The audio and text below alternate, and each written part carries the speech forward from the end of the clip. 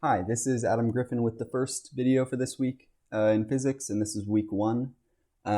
So we're going to be doing problem number 2 for this video, and the problem goes, in a winter driving course, students are introduced to the anti-lock braking system by driving on a smooth frozen lake.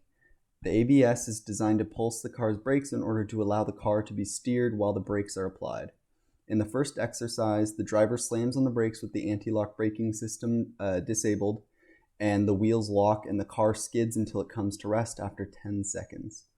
And in the second exercise, the ABS is enabled and the brakes are fully applied. The system pulses the brakes 15 times per second and the car comes to rest without skidding after 12 seconds. So the car's mass is 2,000 kilograms and the initial velocity is 30 meters per second for both trials. And we need to find the total impulse provided by the ice on the car in both cases. And we also need to sketch the force versus time for the two cases and indicate the integral value in both cases. So we are given the amount of time that it takes to stop, our initial velocity, and our mass of the car.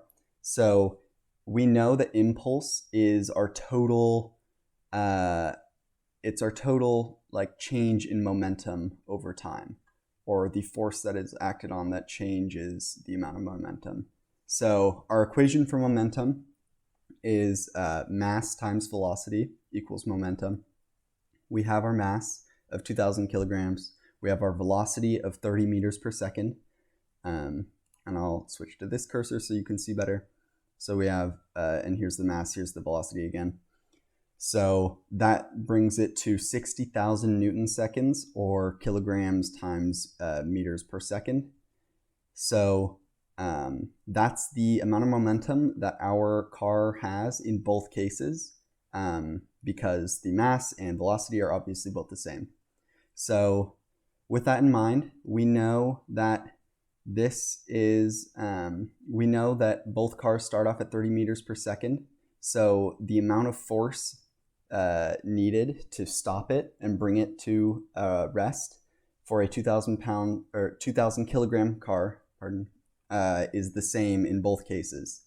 But the graphs of the impulse will look a little bit different. So these are roughly what they would look like. So the blue represents the force acting on the car over the course of 10 seconds while the brakes are or the ABS is off, and then when it's on, it's stretched out over a longer period of time, and the maximum force is a little bit less than that of the car when the ABS was off. So the area under both of these curves is going to be the same because that value is our impulse.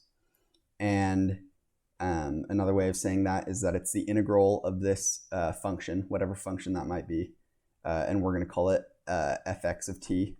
So from the textbook, we know that to find impulse and the equations for impulse, we can do mass times the integral from our initial velocity to our final velocity, which is 30 meters per second to 0 meters per second. And then dvx equals, and this is just another equation to explain the exact same thing. We have our mass times our final velocity, 0, minus our mass times our initial velocity, which I did down here, and we'll see that in a second. And then it is also equal to the integral from our initial time to our final time of our force function along the x-axis. So because this is obviously the easiest to solve and we don't know what this equation actually is, so our impulse, which is equal to jx, is equal to our integral from our initial time to our final time of our force function along the x-axis, and it brings us to 60,000 Newton seconds for our total impulse. So that is how you solve number 2, and thank you.